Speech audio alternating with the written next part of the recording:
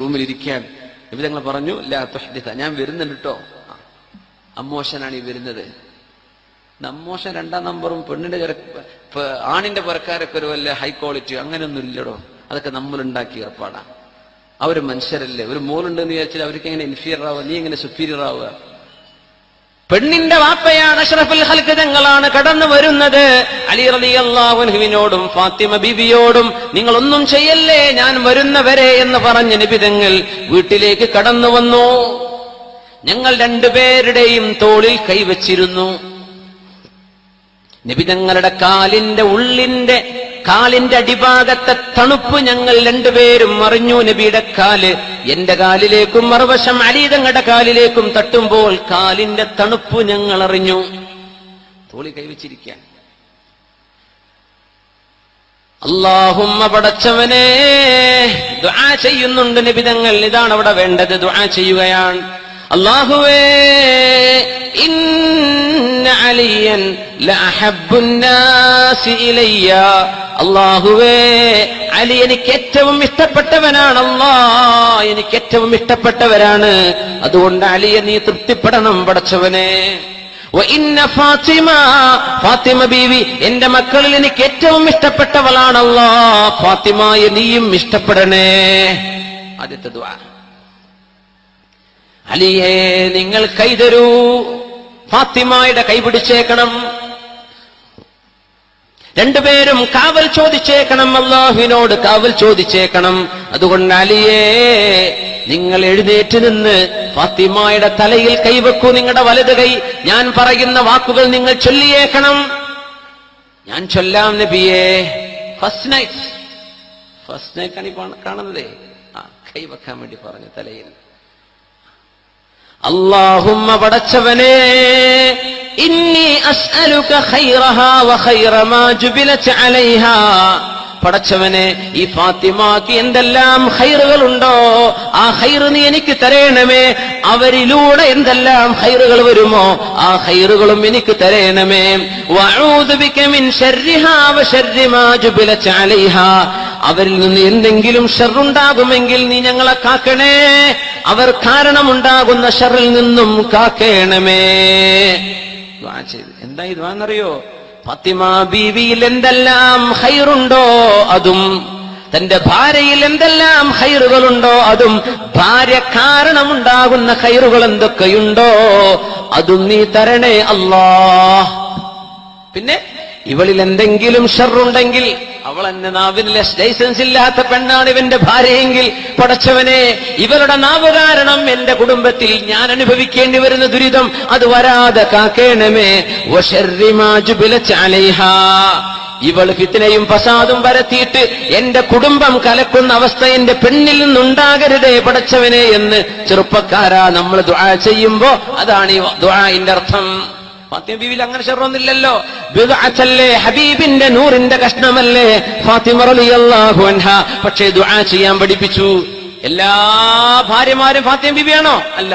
എല്ലാ ഭർത്താക്കന്മാരും അലി തങ്ങളാണോ? അതുമല്ല.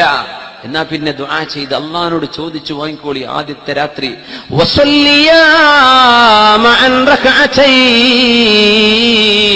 നിങ്ങൾ 2 പേരും ഒരുമിച്ച് 2 റകഅത്തെങ്കിലും ഇന്നത്തെ രാത്രി നിസ്കരിക്കണം കേട്ടോ. ഞങ്ങളുടെ നിർദ്ദേശം. ഉദു എടുത്തോളൂ രണ്ടാളും. 2 റകഅത്ത് സുന്നത്ത്. ഭർത്താവ് ഇമാമും ഭാര്യ മഅ്മൂമും.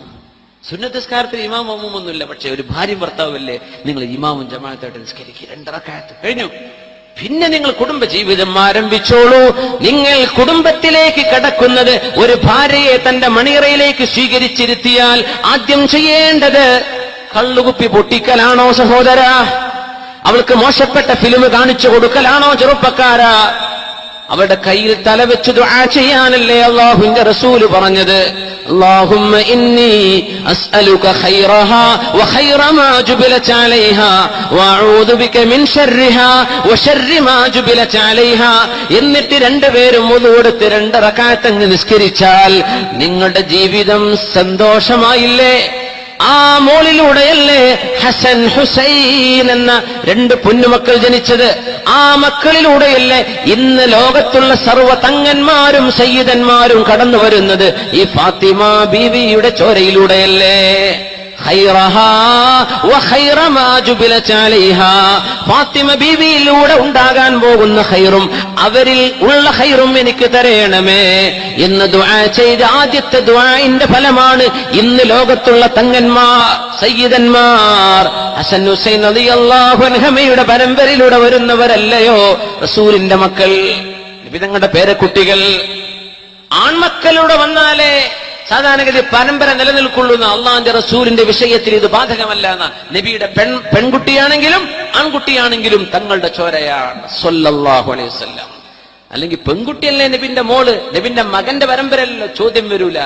ലോകത്താരും ഇത് ചോദിച്ചിട്ടില്ല. അതാണ് അത്ഭുതം. എന്തെന്നറിയോ? തങ്ങൾക്കിത് ബാധകമല്ല. തങ്ങളുടെ മോൾ തങ്ങളുടെ മോനെ പോലെ തന്നെ ആയിക്കോട്ടെ, തങ്ങളുടെ ചോരല്ലേ സ്വല്ലല്ലാഹു അലൈഹി വസല്ലം. രണ്ടുപേരും ഒരുമിച്ച് നിസ്കരിക്കണം, ഒരുമിച്ച് നിസ്കരിക്കണം. 5 കാര്യങ്ങളാണ് പറയുന്നത്. മനസ്സുകൾക്കിടയിൽ സ്നേഹമുണ്ടാകണമെങ്കിൽ ഒരുമിച്ചുള്ള നിസ്കാരം വേണം. എപ്പോഴെങ്കിലും നിസ്കരിച്ചിട്ടുണ്ടോ ഒരുമിച്ച്? ഭാര്യ ഭർത്താവും ഒരുമിച്ച് നിസ്കാരം ഉണ്ടായിട്ടുണ്ടോ? അങ്ങനെ ഉണ്ടെങ്കിൽ അല്ലാഹു തആല അവരുടെ മനസ്സിൽ സ്നേഹം നൽകിയേനെ. അല്ലാഹു തആല മനസ്സുകൾക്കിടയിൽ സ്നേഹം ഉണ്ടാക്കി എന്നാ പറഞ്ഞത്. ആ സ്നേഹം എങ്ങാനും നഷ്ടപ്പെട്ടിട്ടുണ്ട് എന്ന് തോന്നുകയാണെങ്കിൽ പരിഹരിക്കാനുള്ള ഒന്നാമത്തെ ചികിത്സ എന്താ? രണ്ടുപേരും ഒരുമിച്ചെങ്കിലും സുന്നത്ത് നിസ്കരിക്കണം. രാത്രിയിൽ നിരന്തരം ഒരു ദിവസം ഒരു തവണയെങ്കിലും ഇശാ കഴിഞ്ഞിട്ട് വീട്ടിലേക്ക് എത്തുക, ഉറങ്ങാൻ പോവാണ്. ഉറങ്ങാൻ പോകുമ്പോൾ എന്തായാലും ഒതുടുക്കൽ സുന്നത്താണ്. ഉറങ്ങാൻ പോകുമ്പോൾ ഒതുടുക്കൽ സുന്നത്താണ്. ഉറങ്ങിയ ഒതുമുറി കുഴപ്പമില്ല, ഭാര്യ തൊട്ട ഒതുമുറി ആയിക്കോട്ടെ. ഉറങ്ങാൻ പോകുമ്പോൾ നിനക്ക് ഒതുവാണ്, അത്രേ ഉള്ളൂ. ബെഡ്റൂമിലേക്ക് വരികയാണെങ്കിൽ എന്ത് ചെയ്യണം? ഊതെടുത്തിട്ട് വരണം. ബെഡ്റൂമിലേക്ക് വരുന്നതിന് മുമ്പ് തന്നെ ഒതു മുറിക്കണ്ട. ബെഡ്റൂം വരെ ഒതുണ്ടായാൽ മതി, പിന്നെ ഒതു മുറിഞ്ഞോട്ടെ, എന്തൊരു കുഴപ്പമൊന്നുമില്ല. അങ്ങോട്ട് വരുമ്പോ ഒതു വേണം. നബി 2 റക്അത്ത് നിസ്കരിച്ചോട്ടെ. അൽഹംദുലില്ലാഹ്. ചില ആൾക്കാർ അങ്ങനെ പറയും, എന്റെ ഇപ്പൊ ഈ ഹദീസ് ഇങ്ങനെ ഒതുടുക്കാൻ വേണ്ടി പറഞ്ഞു, ഒരു തൊട്ട ഒതു മുറിയും ചെയ്യും, കിടന്നുറങ്ങിയാലും ഒതു മുറിയില്ലേ? അതിന് കുഴപ്പമില്ല, നിങ്ങൾ വരുമ്പോ ഒതു വേണം. സുബ്ഹാനല്ലാഹ്. ഇന്നൊക്കെ എത്ര സൗകര്യമാണ്. ബാത്റൂം അറ്റാച്ച്ഡ് ബെഡ്റൂമുകളല്ലേ, എന്നാലും നമ്മൾ ഒതുടുക്കൂലാണ്. പിന്നെ ഇനി എങ്ങനെയാ ഒതുടുക്കുക? കൈമക്കാരെ ഒഴിച്ചേണ്ടി വരും പിന്നെ അല്ലേ. സ്വന്തം മുമ്പൊക്കെ അത് കിണറ്റിന്റെ അടുത്ത് വന്നിട്ട് മുക്കി കോരി എടുത്തുണ്ടാക്കേണ്ടി വരും അല്ലെ. നമ്മളൊരു 10-25 കൊല്ലം അങ്ങോട്ടൊക്കെ ആലോചിച്ചാലേ, ഈ മോട്ടോർ പൈപ്പൊക്കെ ഒന്നുണ്ടോ? നിങ്ങൾ വളവയിലുണ്ടോ എന്ന് എനിക്കറിയില്ല, എന്റെ നാട്ടിലൊന്നും ഇല്ല. കൊട്ടക്കൂരിയും കയറൊക്കെ വെച്ചിട്ട് മുക്കിയിട്ട് എന്ത് ചെയ്യണം, എടുക്കേണ്ട ഒരു അവസ്ഥ. ഒരു 25 കൊല്ലം മുമ്പൊക്കെ അങ്ങനെയല്ലേ. കിണറ്റിനടുത്തേക്ക് പോണ്ടേ, ടോയ്ലറ്റൊക്കെ പുറത്താണ്. അങ്ങനെയൊന്നും ഇല്ലല്ലോ. എന്ത് റാഹത്താണ്. ഒന്ന് ഒതുടുത്തിട്ട് കയറാൻ വല്ല പ്രയാസമുണ്ടോ? നമ്മുടെ സ്വന്തം റൂമിൽ സൗകര്യമില്ലേ? അല്ലാഹ് ചോദിച്ചാൽ ഞങ്ങൾ എന്താ പറയാ? എന്റെ റസൂൽ നിങ്ങളോട് പറഞ്ഞിട്ടില്ലേ നിങ്ങളൊന്ന് ഒതുടുത്തിട്ട് വരണട്ടോ ബെഡ്റൂമിൽ ഉറങ്ങാൻ വരുമ്പോഴും? നിങ്ങൾ എന്തെടുക്കാൻ? അല്ലാഹ് വെള്ളമല്ലായിരുന്നു. എന്ത് വെള്ളമല്ലായിരുന്നു? സ്വന്തം റൂമിൽ തന്നെ വെള്ളമല്ലേ? എന്തുകൊണ്ട് ചെയ്തില്ല എന്ന് അല്ലാഹ് ചോദിക്കുമ്പോൾ ഒരു കാരണം നിങ്ങൾ കണ്ടുവച്ചേക്ക്. എനിക്കൊന്നും കാണാൻ കിട്ടുന്നില്ല. എന്താണ് നിന്റെ റസൂൽ പറഞ്ഞ സുന്നത്ത് നിങ്ങൾ എന്തുകൊണ്ട് എടുത്തില്ല എന്ന് ചോദിച്ചാൽ മറുപടി കണ്ടേക്കണം. ഓതുണ്ടാക്കിയിട്ട് ഉറങ്ങാൻ പോവാണ് ഇൻഷാ അല്ലാഹ്. അല്ലാഹു നമ്മെ സഹായിക്കുമാറാകട്ടെ. അല്ലാഹു നമ്മെ സഹായിക്കട്ടെ. ഇതെല്ലാവർക്കും കല്യാണം കഴിച്ചവർക്കും കഴിക്കാത്തവർക്കൊക്കെ ഒതെടുത്തിട്ട് പോകണം എന്ത് ചെയ്യാൻ? ഉറങ്ങാൻ പോകാൻ. 2 ഖിറാഅത്തുൽ ഖുർആനി മഅൻ, ഒരുമിച്ച് നിങ്ങൾ ഒരൽപ്പനേരെങ്കിലും ഖുർആൻ ഓതണം. രണ്ടാമത്തെ ചികിത്സ അതാണ്. മനസ്സ് നമ്മൾ യോജിക്കണം, യോജിച്ചു പോകണമെന്ന് താല്പര്യമുണ്ട്, പക്ഷെ എന്തോ മനസ്സ് നമ്മൾ യോജിക്കണില്ല. രണ്ടാമത്തെ ചികിത്സ ഒരു അല്പമെങ്കിലും, വലൗ റുബ്അ സഫ്ഹത്തിൻ, ഒരു പേജിന്റെ 4 വരി ഒപ്പോത്. രണ്ടുപേരും മുസാഫ് എടുത്തിട്ട് രണ്ടുപേരും ഒരുമിച്ചിരിക്കുക. എന്നിട്ട് രണ്ടുപേരും ഒരു നേരം അള്ളാഹു നോക്കുമ്പോ ഭാര്യയും ഭർത്താവും എന്റെ കലാം ഓതിക്കൊണ്ടിരിക്കുകയാണ്. അൽഹംദുലില്ലാഹ്. ഭാര്യയും ഭർത്താവും എനിക്ക് വേണ്ടി തക്ബീർ ചൊല്ലി നിസ്കരിച്ചു കൊണ്ടിരിക്കുകയാണ്. രണ്ടുപേരുടെയും മനസ്സ് അള്ളാഹുവിലേക്ക്. പിന്നെ റബ്ബിന്റെ സഹായം ഇറങ്ങി വരും. ഇതാണ് വിഷയം. രണ്ടുപേരും ഒരുമിച്ച്, ഒരാൾ സീരിയൽ ഒരാൾ ഖുർആൻ, അതല്ല, എല്ലാം പൂട്ടിച്ചിട്ട് നമ്മൾ ഖുർആൻ ഓതാൻ